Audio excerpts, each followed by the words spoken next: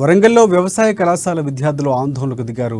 Biodiversity మెడిసినేటెడ్ మొక్కలు ఉన్న సారవంతమైన భూమిని రాష్ట్ర ప్రభుత్వం హైకోర్టు నిర్మాణానికి కేటాయించడాన్ని వారు తీవ్రంగా ఖండించారు. వ్యవసాయ యూనివర్సిటీ భూములు హైకోర్టు నిర్మాణానికి కేటాయించడం కరెక్ట్ కాదని చెప్పారు. వ్యవసాయ రంగ అభివృద్ధికి ఆ భూములు ఎంతో ఉపయోగపడతాయని తెలిపారు.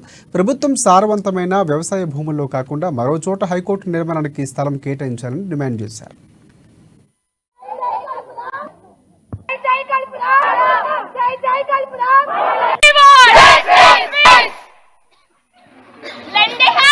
మేము ఇక్కడ చేసిన ఫస్ట్ డిమాండ్ ఏంటంటే మా భూములు మాకు కావాలని.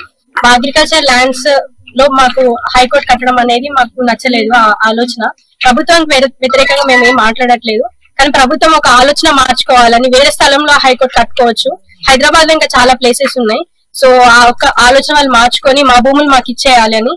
అండ్ అక్కడ ఆ భూముల వల్ల మాకు ఎన్నో అడ్వాంటేజెస్ ఉన్నాయి.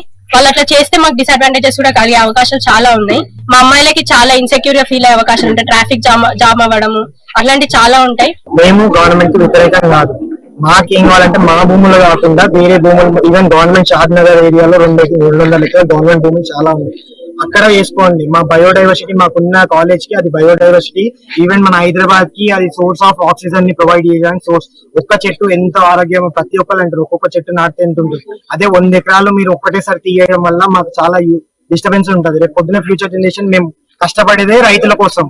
రేపు పొద్దున మాకు అన్ని పంటలు అన్ని ఉన్న ఫార్మర్స్ ఫారెస్ట్ అన్ని తీసుకుంటే మాకు రేపు పొద్దున ఫ్యూచర్ జనరేషన్ మాకు ఏం ఉండదు. సో మేము హైకోర్టు కట్టొద్దంటలే, మా భూములలో మాత్రం కట్టొద్దంటున్నాం.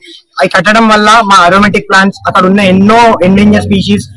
మేము ఇక్కడ చేసిన ఫస్ట్ డిమాండ్ ఏంటంటే మా భూములు మాకు కావాలని. మా అగ్రికల్చర్ ల్యాండ్స్